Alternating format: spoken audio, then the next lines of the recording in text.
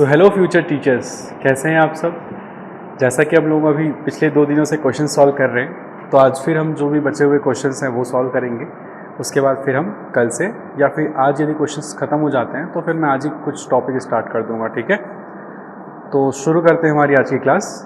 चलिए, तो देखिए आज हम कुछ चाइल्ड डेवलपमेंट के कुछ और इम्पॉर्टेंट क्वेश्चंस डील करेंगे। देखिए क्या बोल रहा है क्वेश्चन बोल रहा है 4 साल का बच्चा जब किसी व्यक्ति का चित्र बनाता है जिसमें शरीर के 3 अंग होते हैं। 3 अंग इन द सेंस, एक तो सर होगा, एक क्या होगा, एक धड़ होगा, एक पैर होगा, है ना। पैर एक अंग हो गया और ये हाथ एक अंग हो गया, है कि नहीं। इस टाइप से एक चित्र बनाता है एक बच्चा। तो ये क्या दर्शाता है। कुछ लोग बोलेंगे सर हमारे तो बच्चे ही नहीं हैं, तो हम कैसे बता सकते हैं। बेटा आप लोग सीडीपी पढ़ रहे हैं, सीडीपी पढ़ रहे हैं तो इसका ये मतलब नहीं कि आपके बच्चे नहीं हैं। आपके बच्चे होंगे तभी आप सीडीपी पढ़ेंगे। आप टीचर बन रहे हैं, आपके खूब सारे बच्चे होने वाले हैं। इन द सेंस आपका स्टूडेंट जो है एक बच्चा ही तो है ना। तो ये सारी चीजें हैं। तो देखो क्या बोल रहा है ये 4 साल का बच्चा जब किसी व्यक्ति का चित्र बनाता है जिसमें शरीर के 3 अंग होते हैं, तो ये क्या दर्शाता है। तो आइए देखते हैं ऑप्शंस क्या दिया हुआ है। फाइन मोटर विकास की में देरी, फाइन मोटर डिले, उम्र के हिसाब से सही पढ़ाओ, milestone, age appropriate milestone, advance school, visual spatial deficit. अब बताओ ये 3 अंग कोई बच्चा है जो अपना यूज करके, अपने हाथों की उंगलियों का यूज करके, वो 3 साल का जो 4 साल का बच्चा है कुछ बना रहा है, तो ऑब्वियस सी बात है फाइन मोटर स्किल तो होगा, है ना। लेकिन फाइन मोटर विकास में देरी बोला है, तो वहां पे तो फाइन मोटर यूज हो रहा है ना, तो देरी तो बात ही सवाल ही नहीं होती। तो पहला वाला ऑप्शन तो गलत हो गया। बी ऑप्शन क्या बोल रहा है, उम्र के हिसाब से सही पढ़ाओ, माइलस्टोन। भाई 4 साल का बच्चा है ना, और वो ह्यूमन चित्र बना रहा है ना, ऐसा कुछ भी बना रहा होगा वो, तो वो एक्चुअल में उसके लिए माइलस्टोन है ना। तो ये ऑप्शन मुझे थोड़ा ठीक लग रहा है। बाकी और देख लो। एडवांस स्किल, एडवांस स्किल तो बेटा हम तब बोलेंगे ना जब वो जो है प्रॉपर जो है क्या कर लेता है, ड्राइंग बना लेता है कि नहीं। यदि सही तरीके से ड्राइंग बना लेता है तो ये हो जाएगा एडवांस स्किल। तो ऑब्वियस सी बात है 3 अंग ही बना रहे हैं, 4 अंग, बाकी अंग तो बना ही नहीं रहे।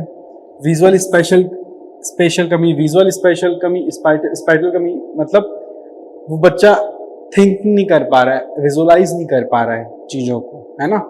तो ये सारी चीजें हैं। तो ऑब्वियस सी बात है option B is the right answer, क्योंकि उम्र के हिसाब से सही पढ़ाओ है। एक 4 साल का बच्चा है जो ह्यूमन बॉडी बनाने की कोशिश कर रहा है, एक्यूरेट नहीं है लेकिन सही है कि नहीं। तो ये होगा इसका राइट आंसर। चलिए नेक्स्ट सवाल देखते हैं।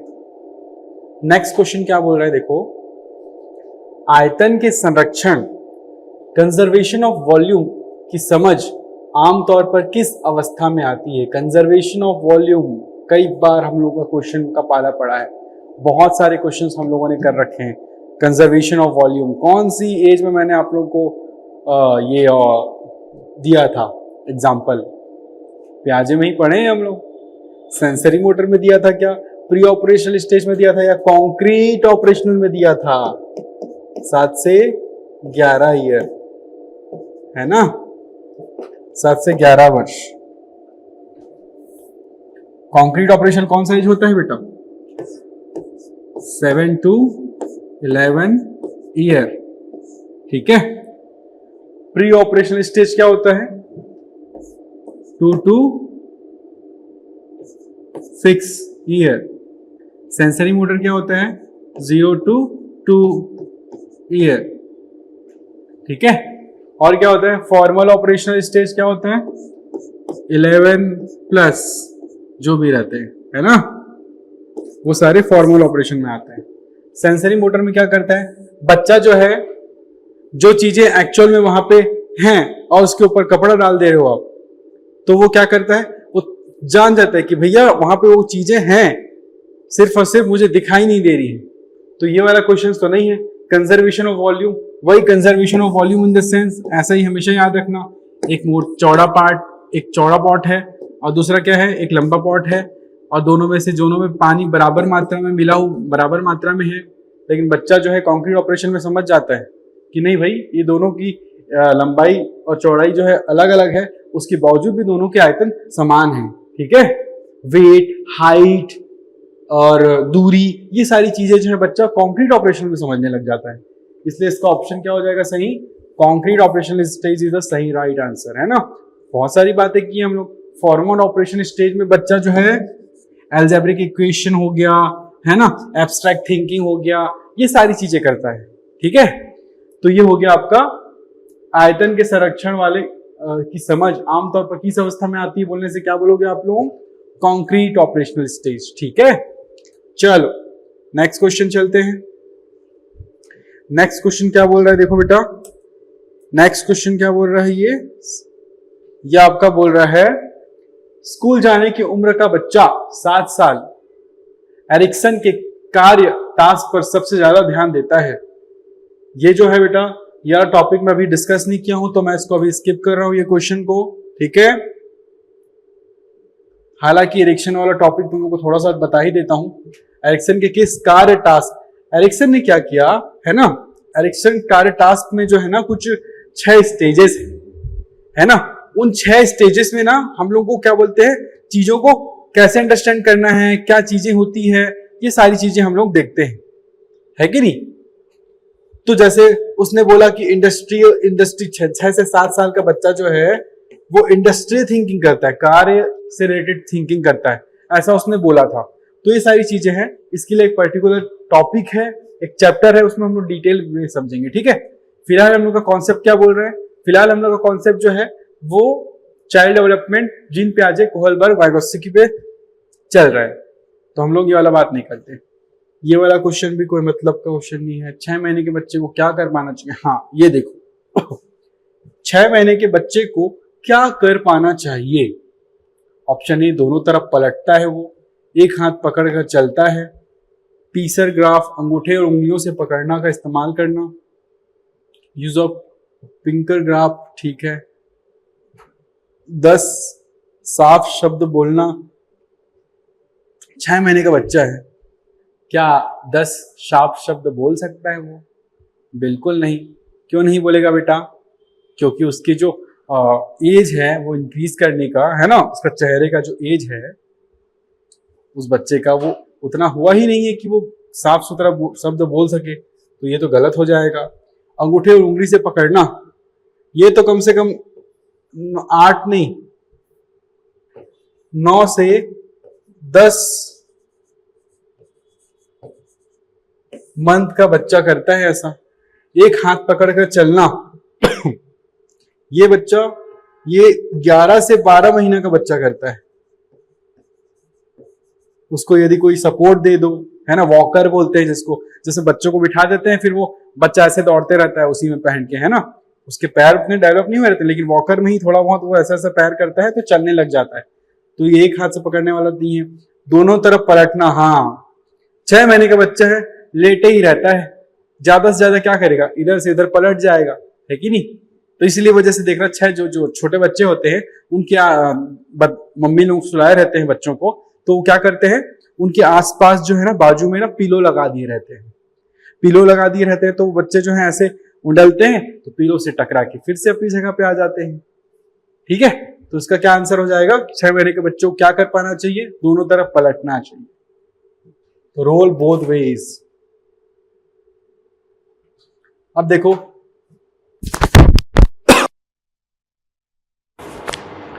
18 महीने की उम्र में जांच की जरूरत पड़ने वाला रेड फ्लैग है।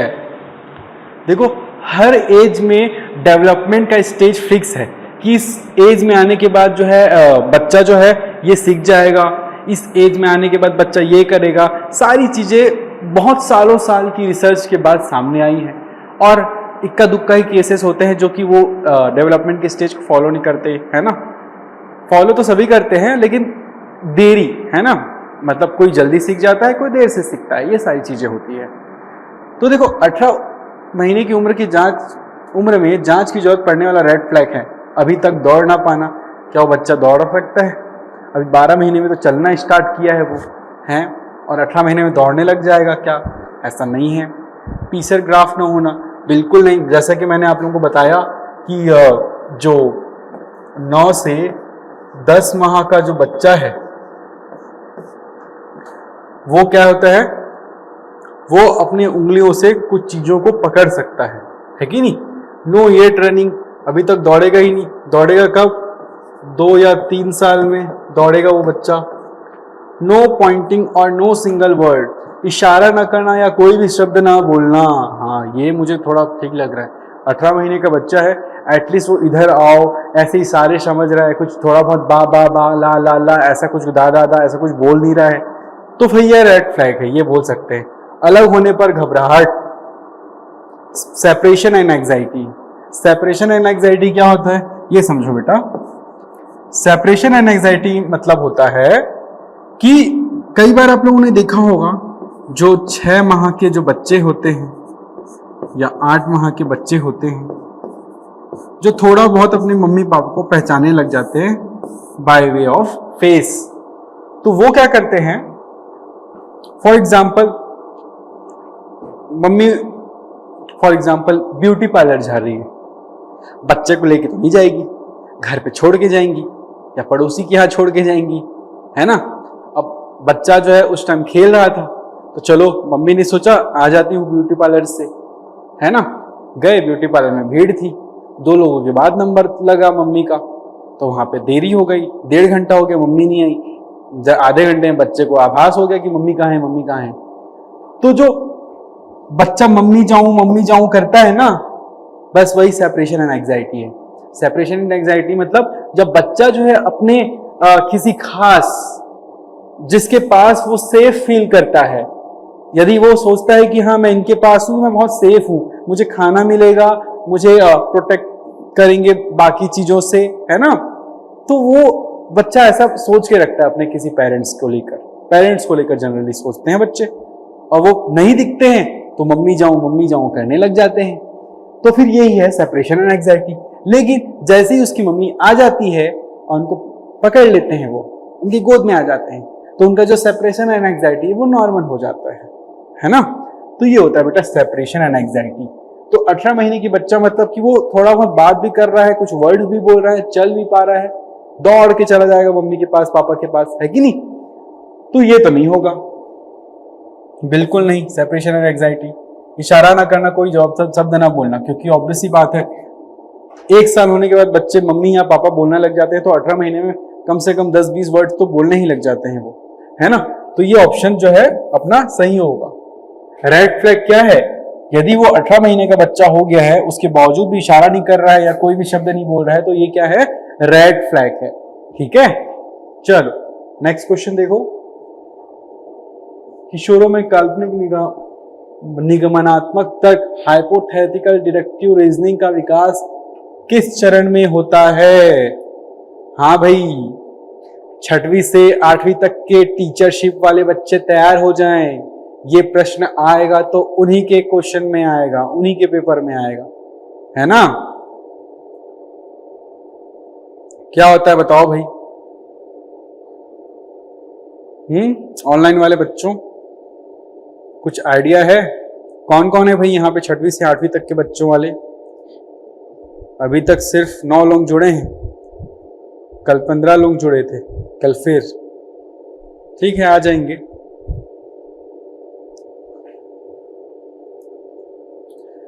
हाइपोथेटिकल डिडक्टिव रीजनिंग मतलब होता है, हाइपोथेटिकल का मतलब होता है बेटा काल्पनिक,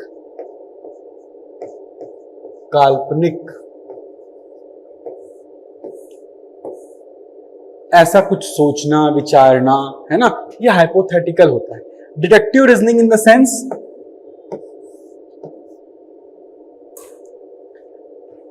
निगमनात्मक सोच। निगमनात्मक सोच जानते हो आप लोग? निगमनात्मक सोच क्या होता है?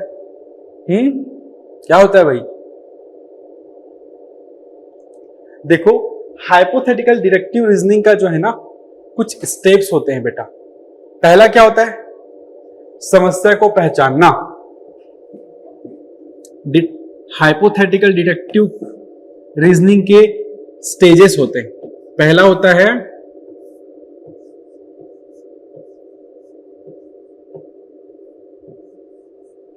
समस्या पहचानना। ठीक है, सबसे पहले हाइपोथेटिकल डिडक्टिव स्टेज में बच्चा क्या करता है, समस्या को पहचानता है, आइडेंटिफाइंग द प्रॉब्लम। फिर क्या करता है, फॉर्मुलेटिंग द हाइपोथेसिस, है ना, जो काल्पनिक या परिकल्पना है उसकी, है ना, परिकल्पना जो है वो क्या करता है, परिकल्पना का निर्माण करता है।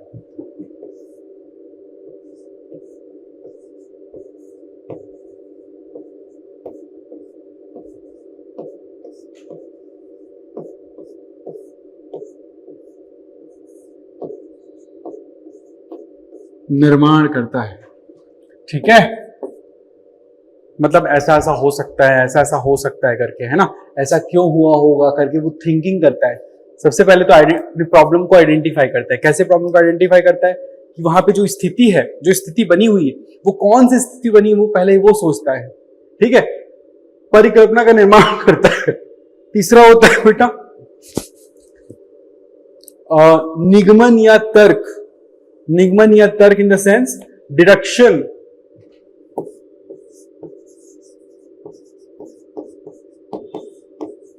डिडक्शन या हिंदी में बोलते हैं इसको निगमन या तर्क। जब वो परिकल्पना का निर्माण करता है, तब जो परिकल्पना उसने सोची है वो सही है कि नहीं है, ये भी तो आइडेंटिफाई करना मालूम होना चाहिए ना, है कि नहीं। फिर क्या करता है, चौथा स्टेप क्या करता है बेटा, वो ऑब्जर्व करता है। क्या करता है, ऑब्जर्व करता है ना, अवलोकन करता है।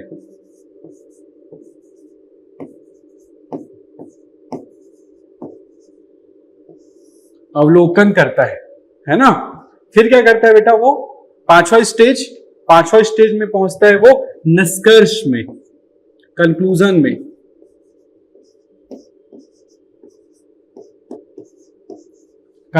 में। निष्कर्ष में, है ना। तो एक बात बताओ, क्या छोटे बच्चे ऐसा कर सकते हैं क्या? हाइपोथेटिकल डिडक्टिव रीजनिंग की बात, छोटे बच्चे तो हाइपोथेटिकल डिडक्टिव रीजनिंग नहीं कर सकते। तो देखो कौन से स्टेज में जो है, किशोरों ऑब्वियस सी बात है, किशोरों बोल दिया यहाँ पे, 6वीं से 8वीं तक की क्लास में जो टीचरशिप की तैयारी कर रहे हैं वो बच्चे ध्यान देंगे। किशोरों में काल्पनिक निगमनात्मक तर्क का विकास किस चरण में होता है, sensory motor stage, pre operational stage, concrete operational stage, या option D formal operation stage. तो ऑप्शन डी जो है, इसमें कौन से बच्चे आते हैं, वो बच्चे जो 11 साल से ज्यादा उम्र के होते हैं, है ना। तो ऑब्वियस सी बात है, ये बच्चे क्या कहलाते हैं, ये बच्चे किशोरावस्था के बच्चे कहलाते हैं, किशोरावस्था के बच्चे कहलाते हैं, है ना।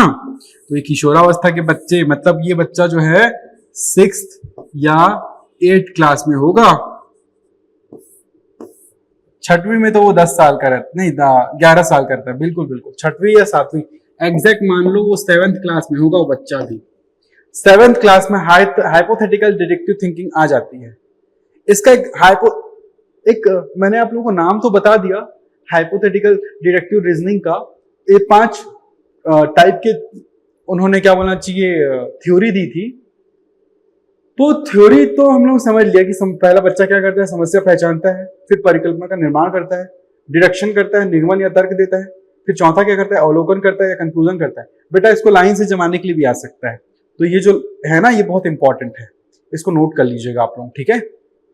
चलो अब क्या होता है, एग्जाम्पल से समझते हैं। एज यूजुअल फॉर एग्जाम्पल के लिए एक बच्चा है 7वीं क्लास का, उस बच्चे के घर में लाइट गोल हो जाती है, लाइट चली जाती है, बिजली ऑफ हो जाती है, जो भी आप लोग बोलते हैं, है ना। तो बिजली हो गई क्या, गुल, बिजली ऑफ, बिजली बंद।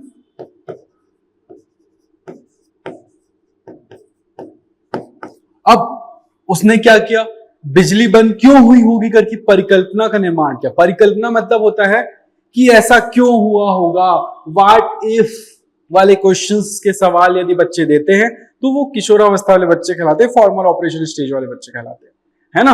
तो सबसे पहले बिजली बंद हो गई होगी पहले, है कि नहीं। अब बिजली बंद हो गई होगी,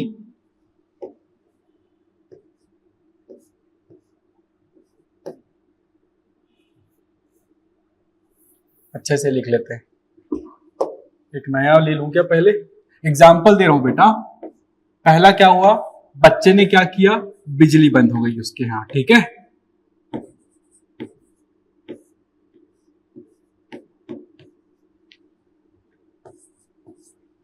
बिजली बंद होने के बाद उसने सोचा, परिकल्पना का निर्माण किया कि यार बिजली बंद हुई तो क्यों हुई, है ना, बिजली बंद हुई तो क्यों हुई करके उसने सोचा होगा भाई। अब देखो वो सोच रहा है कि हो सकता है कि फ्यूज उड़ गया हो, या हो सकता है, क्या बोल रहा है वो बच्चा, या तो क्या हुआ, शॉर्ट सर्किट हुआ हो, है ना, या तो फ्यूज का दिक्कत होगा या शॉर्ट सर्किट हुआ होगा,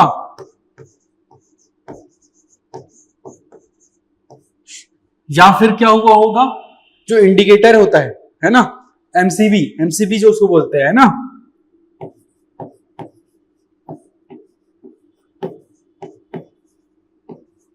एमसीबी जो बोलते हैं, वो गिर गया होगा। बच्चे ने एक परिकल्पना, बिना ये जाने की लाइट गोल क्यों हुई है, ये उसने परिकल्पना की। फिर उसने क्या किया, डिडक्शन, निगमन मेथड का यूज किया। निगमन इन द सेंस, अगर फ्यूज उड़ गया है ना बेटा, अगर फ्यूज उड़ गया है तो घर के बाकी उपकरण में बिजली तो नहीं आ रही होगी, है ना, और मेन बोर्ड का स्विच नीचे गिरा होगा, है ना, एमसीबी जो मेन बोर्ड है ना, उसका स्विच जो है नीचे गिरा होगा। तो उसने पहले थिंकिंग किया, बिजली नहीं आ रही है, ऐसे बनाते हैं ना, बिजली नहीं आ रही है, तो उसने चेक किया होगा कि एक्चुअल में रीजन क्या है भाई, है ना। निगमन, नियम से उदाहरण की ओर, निगमनात्मक थिंकिंग, आगमन थिंकिंग सुने हो ना, डिडक्टिव मेथड, इंडक्टिव मेथड। तो निगमन में भी मतलब होता है बेटा, पहले बच्चे ने क्या किया, एक थ्योरी बनाई कि बिजली बंद हुई है तो भैया या तो फ्यूज सर्किट हुआ होगा, सर्किट या तो शॉर्ट सर्किट हुआ होगा या एमसीबी गिरा होगा। फिर उसने क्या किया, बिजली नहीं आ रही तो चेक करने जा रहा है बच्चा, चेक करने जा रहा है, तो उसको क्या मालूम, उसको लग रहा है कि चेक कर रहा है, यदि शॉर्ट फ्यूज उड़ा होगा तो पक्का बाकी जगह की तो लाइट होगी, है ना, वो चेक करता है। अदर जो उनके घर के जो रूम होते हैं उनमें वो चेक करता है। फिर चौथा क्या करता है वो बच्चा, चौथा क्या करता है, फिर वो आपका परीक्षण करता है, टेस्ट करता है। कैसे टेस्ट करता है, जाकर मेन बोर्ड और दूसरे बोर्ड की जाके क्या करता है, मेन बोर्ड को चेक करता है।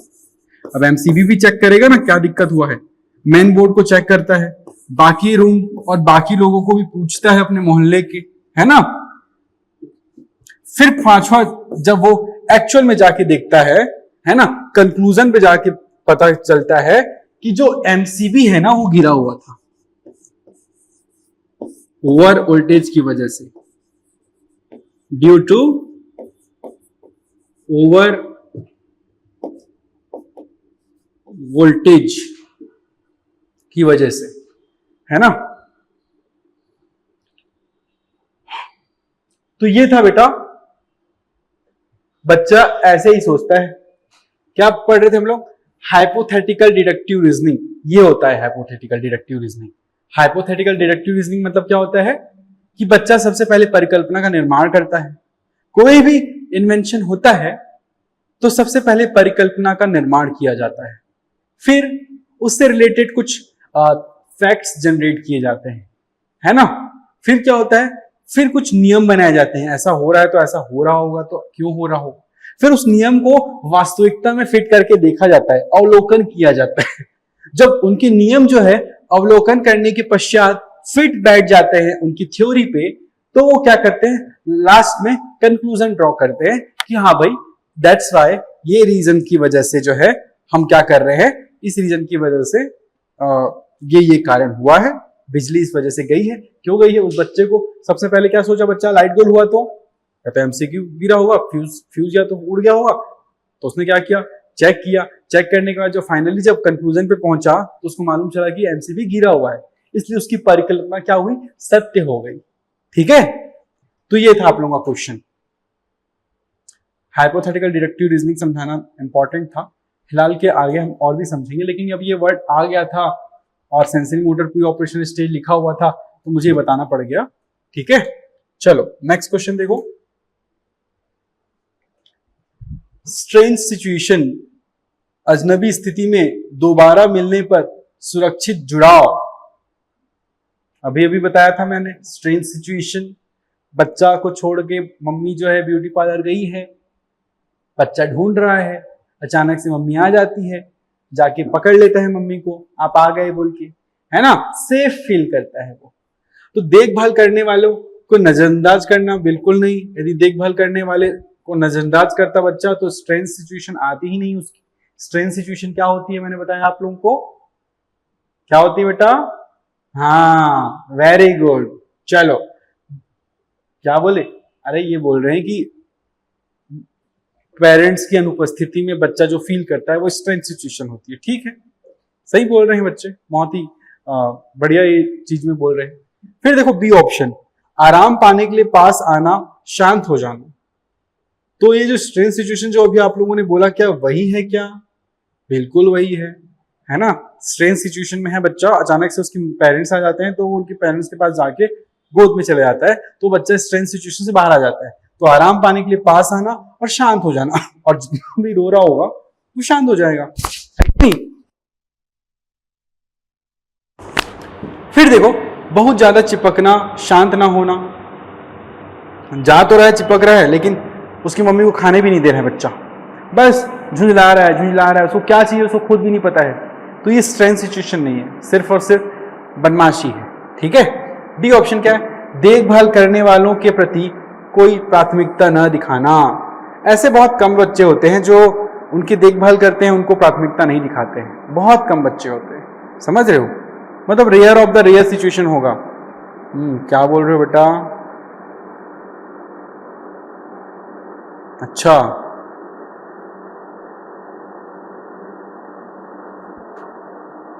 ठीक, तो सही तो बोल रहे हो बेटा, हाँ तुम भी तो सही बोल रहे हो, हाँ मैं भी तो वही बता रहा हूं। बोल रहा है सर ऐसा कैसे होगा? नहीं बेटा, ऐसे ही होता है। ठीक है, चलो नेक्स्ट क्वेश्चन देखो। सिक्योर अटैचमेंट समझ में आ गया? सिक्योर अटैचमेंट का मतलब होता है क्या? आराम पाने के लिए पास आना, शांत हो जाना। ठीक है, चलो नेक्स्ट क्वेश्चन देखो। ये भी नहीं है, चलो ये देखो। छोटे बच्चों के लिए सबसे अच्छा खेल है, कौन सा खेल भाई जो छोटे बच्चों के लिए सबसे अच्छा हो सकता है? देखो तो, अकेले प्रतीकात्मक खेल, दूसरा क्या है? बी, एक जैसे खिलौनों के साथ समानांतर खेल, ऑप्शन सी प्रतिस्पर्धी टीम खेल, ऑप्शन डी सहकारी बोर्ड गेम खेल। 1 से 3 साल का बच्चा है, आप अपने घर के बच्चों को इमेजिन कीजिए। हर इंसान के लाइफ में खुद का बच्चा ही जरूरी नहीं, और भी बच्चे होते हैं घर पे, उनको देख के भी तो आप लोग बाल विकास सीख सकते हो। हमेशा बाल विकास पढ़ते हुए अपने आसपास के जो भाई बहन होंगे, भतीजे होंगे, भाई होंगे, वो सारे लोगों को याद कर लेना कि हाँ जब मेरा भाई छोटा था तो वो क्या करता था। आपको सारी चीजें समझने में ज्यादा आसानी होगी, है ना, क्योंकि हर बच्चा 80 to 90% जो है वैसे ही व्यवहार करता है, हर बच्चा शुरू में तो, है ना। चलो अब देखो, छोटे बच्चों के लिए सबसे अच्छा खेल 1 से 3 साल, यहां पे दे रखा है ना, छोटे बच्चों के लिए अच्छा खेल, सारे अच्छे खेल हैं, लेकिन 1 से 3 साल का बच्चा क्या खेल सकता है? अधिक अकेले प्रतिभात्मक खेल सकता है क्या? एक जैसे खिलौनों के साथ समानांतर खेल, हाँ ये हो सकता है। पैरेलल प्ले, एक जैसे खिलौनों के साथ समानांतर प्ले। अकेले प्रतीकात्मक खेल नहीं खेल सकता, क्योंकि प्रतीकात्मक खेल 5 साल का बच्चा खेलता है। 5 साल का बच्चा प्रतीकात्मक खेल खेलता है, कैसे? वही गुड्डा गुड़ियों की शादी करवा रहे हैं, खेल रहे हैं, है ना, घर घर खेल रहे हैं, ये सब प्रतीकात्मक गेम होते हैं। एक जैसे खिलौनों के साथ समानांतर खेल, पैरेलल प्ले, खिलौनों के साथ समानांतर खेल, उसमें क्या होता है, जो दो छोटे बच्चे हैं, है ना,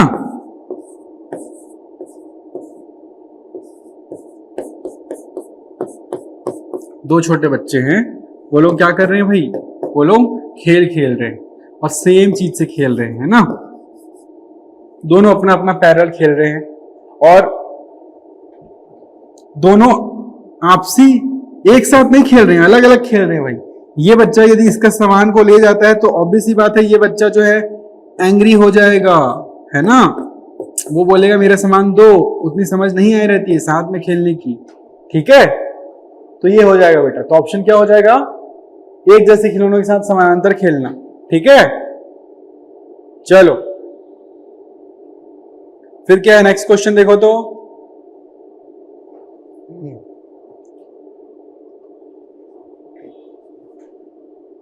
प्रतिस्पर्धी टीम खेल कब खेलता है, ये क्वेश्चन पूछ रहे हैं बेटा। बाकी खेल कौन कौन सी एज के लोग खेलते हैं ये पूछ रहे हैं बेटा। कॉम्पिटिटिव टीम खेल, कॉम्पिटिटिव टीम स्पोर्ट जो है ना, बच्चा जब स्कूल जाता है ना तब खेलता है।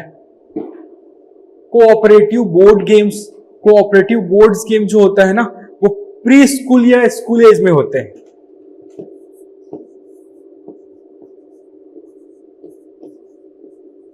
प्री स्कूल समझते हैं, छत्तीसगढ़ में आंगनबाड़ी है कि नहीं। फिर क्या है, बाकी parallel play with similar toy समझा दिया हूं आप लोगों को, और सोलरली सिंबॉलिक प्ले ये भी कब खेलते हैं बच्चे, ये भी समझा दिया हूं आप लोगों को, है ना। तो इस प्रकार से हमने सारे ऑप्शंस देख लिए हैं। क्लियर है बेटा यहां तक। चलो नेक्स्ट क्वेश्चन देखो, अगला क्वेश्चन क्या बोल रहे हैं, 5 साल के बच्चे की मनोसामाजिक विशेषता है। अभी हम लोग ने 5 साल के बच्चे की कुछ विशेषता बात की थी। चलो इसमें देखो क्या बोल रहे हैं, अपराध बोध की प्रधानता, अपराध बोध की प्रधानता है भैया उसको, क्या अपराध बोध हो जाता है बच्चे को। 5 साल का बच्चा जो है उसको आप सही गलत समझा सकते हो क्या, समझा सकते हो, लेकिन बेटा अपराध बोध थोड़ी करा सकते हो उसको, रियलाइज थोड़ी करा सकते हो कि तू गलत किया, हाँ। जैसे कि अभी मैं एक जो हमारे बेस्ट टीचर हैं, क्या बोलना चाहिए, आईपीएस जो एग्जाम होता है यूपीएससी के, विकास देवेकर्ती जी, उनके बच्चे का एक वीडियो आया हुआ था, वीडियो जिसमें वो बता रहे हैं कि वो छोटा बच्चा था, 5 साल का बच्चा था, और वो बहुत कारपेंटर से बहुत इंस्पायर्ड था, तो वो कारपेंटर बनना चाहता था। तो वो क्या करता है, वो विकास देवेकर्ती जी की घुटने के पास कील लेके जाता है और हथौड़े से मारने लग जाता है। वो तो कील साइड हो गई और हथौड़ा लग गया उनके घुटने पे, वो भी आज भी दर्द होता है। तो वो बच्चा क्या किया, वो बच्चा जो है उसको अपराध बोध नहीं हो पाया, क्योंकि उन्होंने उसको फील ही नहीं करवाया, है ना, उसको अपराध बोध नहीं हो पाया। बट जब बड़ा हुआ तब ये सारी बातें बताई गई, तब वो फील करता है ना। वो वीडियो आप लोगों को यूट्यूब में मिल जाएगा, आप देख सकते हैं, है ना। अब देखो, पहल करना, काल्पनिक खेलों में शामिल होना, है ना, ये है क्या, 5 साल का बच्चा, मनोसामाजिक विशेषता, साइकोसोशियल विशेषता क्या होगी इसकी, अपराध बोध की प्रधानता, पहल करना, काल्पनिक खेलों में शामिल होना, पहचान की खोज, उत्पादकता, initiative, engage and make believe, ये आंसर लगेगा बेटा। अपराध बोध तो हो ही नहीं सकता, पहचान की खोज, पहचान की खोज क्या करे, खुद ही को नहीं पहचान रहा है ढंग से वो, है। उत्पादकता, जनरेटिविटी, उत्पादकता कब रिसर्च करेगा, वही वो 3-4 साल का भी पढ़े थे पहला क्वेश्चन में, 4 साल का बच्चा जो है 3 अंक का इंसान बना रहा है, तो उत्पादकता तो नहीं है। हाँ, 7 to 10 ईयर में आप बोल सकते हैं वोकेशनल एजुकेशन के लिए, प्री वोकेशनल एजुकेशन के लिए बहुत सही एज है, इसमें जो है उत्पादकता जनरेट हो सकती है, ठीक है। तो हमारा ऑप्शन क्या हो जाएगा बेटा, ऑप्शन नंबर बी हो जाएगा। नेक्स्ट क्वेश्चन देखो, जन्म के तुरंत बाद नवजात शिशु के अनुकूलन की जांच के लिए स्क्रीनिंग टूल, ये बहुत इंपॉर्टेंट क्वेश्चन है बेटा, ऐसे क्वेश्चन पूछे जाएंगे आपके एग्जाम में, और आप लोगों को लगेगा कि ये तो क्या है भाई, क्या पूछ दिया, हम तो भैया वो भी नहीं है। ना तो हमने बायो लिया था, ना हम नर्सिंग की पढ़ाई किए हैं, ना एमबीबीएस की तैयारी की है, कैसे करें? तो देखो, अपगार स्कोर, डेनवर 2, एमचेट, VIS, ये जो है ना, ये बच्चों के अलग अलग स्टेज के डेवलपमेंट को मापने के तरीके हैं। ठीक है, जब जन्म के तुरंत बाद नवजात शिशु के अनुकूलन एडाप्टेशन की जांच के लिए स्क्रीनिंग टूल है। तो जो स्क्रीनिंग टूल जो है ना, वो क्या है बेटा? वो आपका ऑप्शन नंबर क्या है? अपगार स्कोर है। जन्म के तुरंत बाद जो है जांच के लिए जो स्क्रीनिंग टूल यूज होता है वो क्या होता है? अपगार स्कोर यूज किया जाता है। ठीक है, ये ऑप्शन सही है। नेक्स्ट क्वेश्चन बढ़े। अच्छा, कोई कुछ लिखा है, क्या लिखे हो भाई? सर बाकी के वर्ड्स क्या होते हैं, प्लीज एक्सप्लेन कर दीजिए। अच्छा ठीक है, चलो एक्सप्लेन कर देते हैं भाई। देखो, डेनवर 2, ये डेनवर कोई परफ्यूम का कोई वो ब्रांड नहीं है। डेनवर 2 एक मशीन का नाम है जो क्या करता है, बच्चों के, है ना, ग्रॉस मोटर या लैंग्वेज हो गया, ग्रॉस मोटर हो गया, क्या क्या हो गया देखो, ग्रॉस मोटर हो गया या लैंग्वेज हो गया, लैंग्वेज हो गया, या फिर सोशल बिहेवियर हो गया, ये सारी चीजों को नापने का काम करता है। स्क्रीनिंग टूल है ये, है ना। बच्चा ये सब सीख रहा है कि नहीं, ये इस टेस्ट के बाद पता चल जाता है। क्लियर है? फिर आता है क्या? एमचैट, MCHAT, ये क्या करता है बेटा? ये 16 से 30 महीने के बच्चों के लिए स्क्रीनिंग टेस्ट है। 16 to 30 मंथ के बच्चों के लिए स्क्रीनिंग टूल है, जिसमें क्या होता है, उनमें क्या क्या कमियां हैं ये पता चलती है।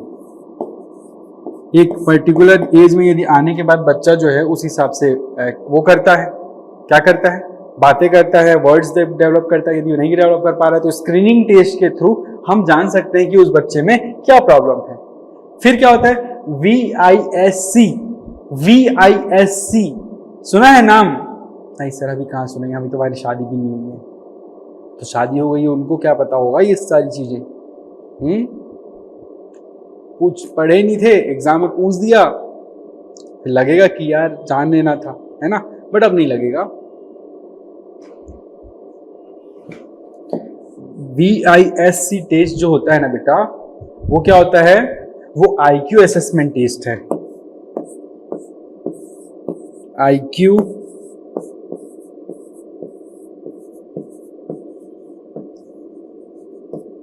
IQ असेसमेंट टेस्ट है ना।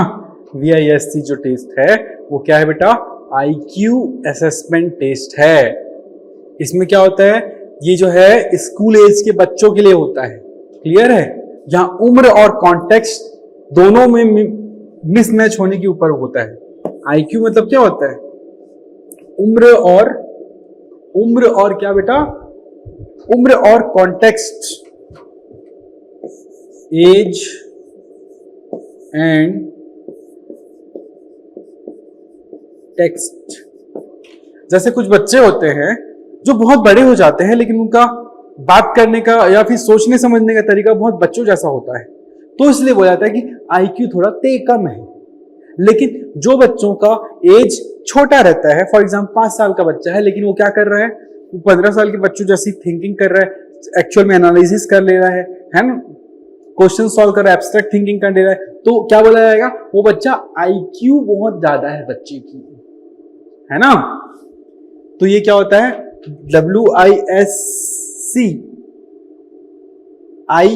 ये जो है याद रखना आपको, IQ असेसमेंट का टेस्ट होता है। MCHAT जो होता है वो 16 से 30 मंथ के बच्चों के लिए एक टेस्ट होता है, जिसमें हम उसकी एज रिलेटेड जो कमियां होती हैं उसको आइडेंटिफाई करते हैं। डेनवर 2 जो है ग्रॉस मोटर, लैंग्वेज और सोशल चीजों के बारे में एनालिसिस करने के लिए जो है जांच किया जाता है कि बच्चा ऐसा कर रहा है कि नहीं कर रहा है। और जन्म के तुरंत बाद उसकी हार्ट बीट कैसी है, हृदय की गति कैसी है, ब्लड सर्कुलेशन सही से हो रहा है कि नहीं हो रहा है, बच्चा सही से सांस ले रहा है कि नहीं ले रहा है, ये सारी जांच करने के लिए क्या यूज होता है, अपगार स्कोर यूज होता है। क्लियर है आप लोगों को?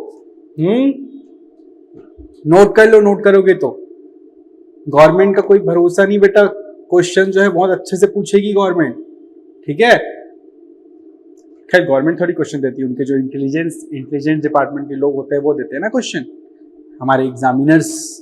तो एग्जामिनर बेटा डिफरेंशिएट लाने के लिए, पिछले साल के पेपर से इस साल का पेपर डिफरेंशिएट लाने के लिए कुछ भी सवाल दे सकते हैं जो आपको बाल विकास में दिखेंगे, ठीक है। चलो नेक्स्ट क्वेश्चन देखो। हाँ ये तो सबको पता होगा, कैसे? टॉयलेट ट्रेनिंग के लिए तैयार अक्सर किस उम्र में दिखाई देते हैं बच्चे? 6 से 9 महीने का बच्चा क्या? बिल्कुल नहीं। 12 महीने का बच्चा भी चल पा रहा है। 18-24 महीने का बच्चा 2 साल का हो गया, बिल्कुल उसको बिठा के टॉयलेट करवाने के लिए ट्रेनिंग दे सकते हैं हम लोग बेटा, है ना। कम से कम 36 महीने नहीं 36 महीना बहुत ज्यादा हो गया बच्चों को, फिर वो बच्चा सब चीज बिस्तर में ही करेगा। इसलिए 18 से 24 महीने का जो समय होता है उसमें बच्चों को टॉयलेट ट्रेनिंग दी जाती है, ठीक है। चलो नेक्स्ट क्वेश्चन देखो। 10 महीने के बच्चे को आमतौर पर ये करना चाहिए, क्या करना चाहिए? देखो तो क्या करना चाहिए तुमको, क्या लगता है? 10 महीने का बच्चा, कितनी उम्मीद लगा के बैठे हो उस बच्चे से? हाँ दौड़ने लग जाएगा, कूदने लग जाएगा? बिल्कुल नहीं। क्या लिख लगे देखो, घुटनों के बल चलना, सहारे से चलना। हाँ ये कुछ ठीक लग रहा है, पहले ही ऑप्शन ठीक लग रहा है, बट इसको सही नहीं बोल सकते हम लोग, बाकी ऑप्शन भी देख लेते हैं। क्या है? कूद कूद कर चलना, कूद कूद कर चलना भैया अभी नहीं, 3 साल का बच्चा करे कूदना फादना, है ना, 3 या 4 साल का, 3 ईयर या 4 ईयर, ठीक है। तिपहिया साइकिल चलाना, ये बच्चा भी 3 से 5 साल का बच्चा करेगा। एक पैर पर कूदना, वो जो गेम होता है ना एक पैर पर चलने वाला, वो चीज की बात कर रहा है। ये तो भैया थोड़ा सा, ये ईयर है ना बेटा, महीना मत समझ लेना इसको। एक पैर पर कूदना मतलब 8 साल का बच्चा जो है, 8 से 10 साल का बच्चा ये गेम खेल सकता है। तो कुल मिला के 10 महीने के बच्चे से क्या एक्सपेक्ट कर सकते हो? घुटनों के बल चलना, क्रॉलिंग करता है ना, घुटनों के बल चलना है हाथ के पैर के थ्रू, या फिर जैसे कि कुछ ऑब्जेक्ट्स रहते हैं, है ना, कुछ ऑब्जेक्ट्स को पकड़ के ऐसा पकड़ के चल रहा है ना। तो ये आप 10 महीने के बच्चे से एक्सपेक्ट कर सकते हो। A, option A is the right answer. चलो नेक्स्ट क्वेश्चन देखो। 9 महीने की उम्र में चिंताजनक संकेत रेड फ्लैग है, क्या है? देखो तो 9 महीने के बच्चे से क्या एक्सपेक्ट कर रहे हो तुम? रेड फ्लैग बोल रहे हो। अजनबियों को देखकर घबराहट ना होना, मतलब बच्चा इतना ज्यादा फ्रैंक है कि वो हर किसी की गोद में आ जा रहे हैं, है ना।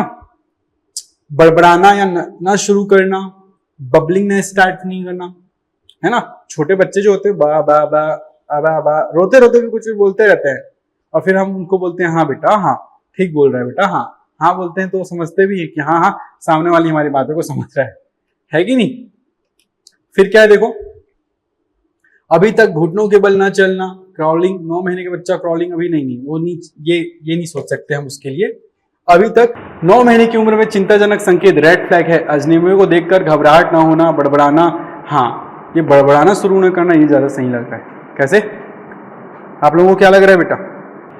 बबलिंग नहीं कर रहा है बच्चा, तो ये जो है ना 9 महीने का बच्चे से आप एक्सपेक्ट कर सकते हो बबलिंग नहीं कर रहा है। नॉट येट क्रॉलिंग, क्रॉलिंग कब करेगा? 11 से 12 महीने के बच्चा जो है ना, यदि बच्चे की एज 11 से 12 माह हो जाती है और वो अपने पैरों के बल नहीं चल रहा है, तब भाई दिक्कत वाली बात है कि नहीं। चलो नॉट येट क्या लिखा है? अभी तक सहारे से चलना ना शुरू करना, ये भी बेटा 1 साल का बच्चे से एक्सपेक्ट करते हो। यदि 1 साल का बच्चा हो गया है या 8 महीने से 9 महीने का बच्चा है, इससे आगे एक्सपेक्ट करते हो। बड़बड़ाना शुरू नहीं करना, ये 9 महीने के बच्चों से एक्सपेक्ट कर सकते हो। 9 महीने का बच्चा भी बड़बड़ा नहीं रहा है, तो क्या होगा बेटा? Option B is the right answer, ठीक है। ये यदि नहीं कर रहा है बच्चा, आपका 9 महीने का बच्चा ये नहीं कर रहा है, तो आपको क्या होगा, रेड फ्लैग होगा। मतलब कि उसमें ध्यान देने की जरूरत है। रेड फ्लैग मतलब क्या, रेड फ्लैग मतलब कोई अच्छा सर्टिफिकेट नहीं है ये, ठीक है। चलो, अजमी को देख के घबराहट ना होना, ये नहीं, ये तो भैया ये इस टाइप के बच्चे जो होते हैं ना, आगे चल के बढ़िया एकदम क्या बोलना चाहिए, गुड कम्युनिकेटर एंड ऑल, ऐसा कुछ भी सोच सकते हो आप लोग। फिलहाल यहां नहीं जाते हैं, B option is the right answer, ठीक है। चलो नेक्स्ट क्वेश्चन देखो। क्रिस्टलाइज इंटेलिजेंस के साथ आमतौर पर क्या होता है? 30 साल की उम्र के बाद तेजी से कम होना, वयस्कता के दौरान स्थिर रहना या बढ़ना, केवल किशोरावस्था में चरम पर पहुंचना, बिल्कुल फ्लूइड इंटेलिजेंस जैसा होना। हम लोग का जो नेक्स्ट टॉपिक है ना बेटा, नेक्स्ट टॉपिक इंटेलिजेंस ही है ना। नेक्स्ट टॉपिक क्या है हमारा, इंटेलिजेंस ही है ना। उसमें क्या बोल रहा है, crystallize intelligence. Crystallize intelligence in the sense एकदम तीव्र बुद्धि, बहुत ही बेस्ट तरीके की बुद्धि। बहुत सारे तरीके की बुद्धि होती है ना। जिस प्रकार के, जिस टाइप की बुद्धि होती है बच्चे उस फील्ड में आगे बढ़ते हैं। जैसे किसी का फिजिकल इंटेलिजेंस से होता है, तो बच्चे क्या करते हैं, उन बच्चों का जो है ना हाथ पैर और चलना फिरना, उनके पैरों पे हाथों पे ज्यादा अच्छा कंट्रोल होता है, तो वो बहुत बढ़िया तरीके से मूव करते हैं, है कि नहीं। तो वो डांस के फील्ड में आगे बढ़ते हैं। वोकल इंटेलिजेंस होता है किसी बच्चे का, तो वो सिंगिंग के क्षेत्र में आगे बढ़ते हैं, है ना। क्रिस्टलाइज इंटेलिजेंस होता है, तो वो बच्चे क्या करते हैं, वो बच्चे जो है कौन सी फील्ड में आगे बढ़ते हैं, बस ये सारी चीजें बोल रहे हैं। तो ऑप्शन क्या हुआ देखो, तो 30 साल की उम्र के बाद तेजी से कम होना, क्रिस्टलाइज इंटेलिजेंस कम होता है क्या, नहीं नहीं ऐसा नहीं है। वयस्कता के दौरान स्थिर रहना या बढ़ना, स्टे स्टेबल और इंक्रीज अक्रॉस एडोलेसेंस एडल्टहुड, ये थोड़ा ठीक है, इसको ऑप्शन में रखते हैं। फिर क्या, peak in the adolescence only, नहीं, पीक एडोलेसेंस में ही पीक होता है ऐसा नहीं है।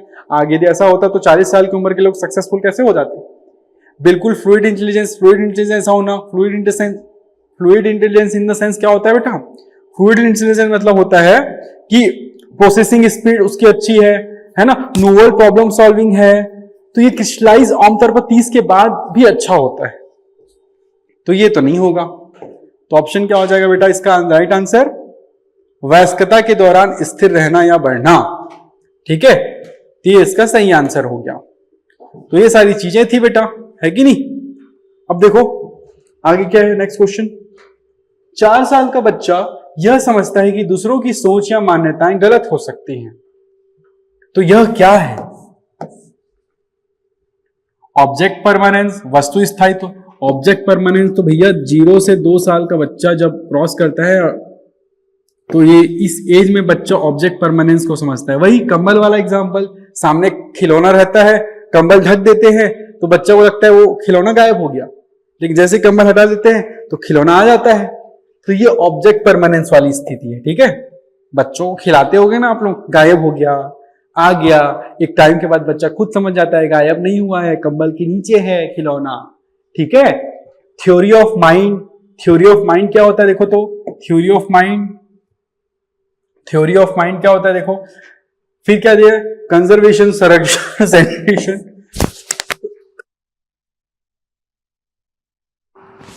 तो इसमें क्या होता है देखो, थ्योरी ऑफ माइंड होता है बेटा। 4 साल का बच्चा यह समझना कि दूसरों की सोच, देखो सोच कहां होती है, माइंड में होती है, तो यह मान्यताएं गलत हो सकती हैं, मतलब दूसरों की सोच या मान्यताएं गलत हो सकती है, बच्चा ये समझ रहा है ना। तो theory of mind is the right answer, ठीक है।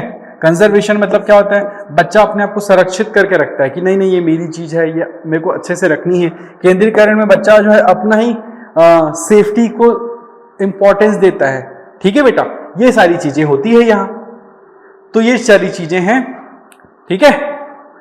तो आज की क्लास को यहाँ पे खत्म करते हैं और कल से हम नया चैप्टर स्टार्ट करने वाले हैं, इंटेलिजेंस। क्या होता है इंटेलिजेंस, अच्छा बता दूं थोड़ा सा, चलो इंट्रोडक्शन ले ही लो, आज ही थोड़ा स्टार्ट कर देते हैं। कल कुछ बच्चे बोल रहे हैं सैटरडे है सर, अरे ठीक है क्या हुआ सैटरडे, तो पढ़ाई लिखाई में भी तुम सैटरडे देखोगे हैं। देखो बुद्धिमत्ता, ये स्टार्ट करने वाले हमारी टॉपिक।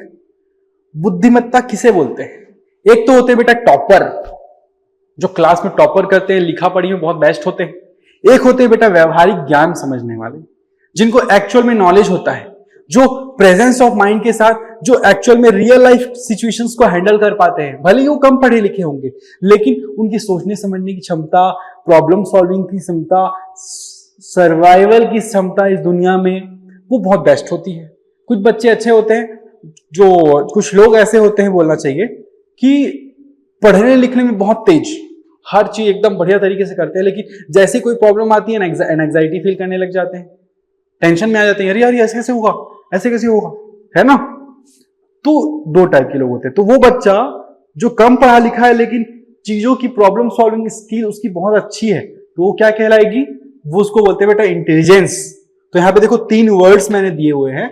बुद्धिमत्ता व्यक्ति की समझने, तर्क करने, समस्या हल करने और अनुभव से सीखने की क्षमता होती है ना। दूसरा क्या लिखा है देखो, यह एक मानसिक क्षमता है जो व्यक्ति को अपने वातावरण में प्रभावी ढंग से कार्य करने में मदद करती है, सर्वाइवल की जो चीजें होती है उसके लिए मदद करती है बोल रहा है।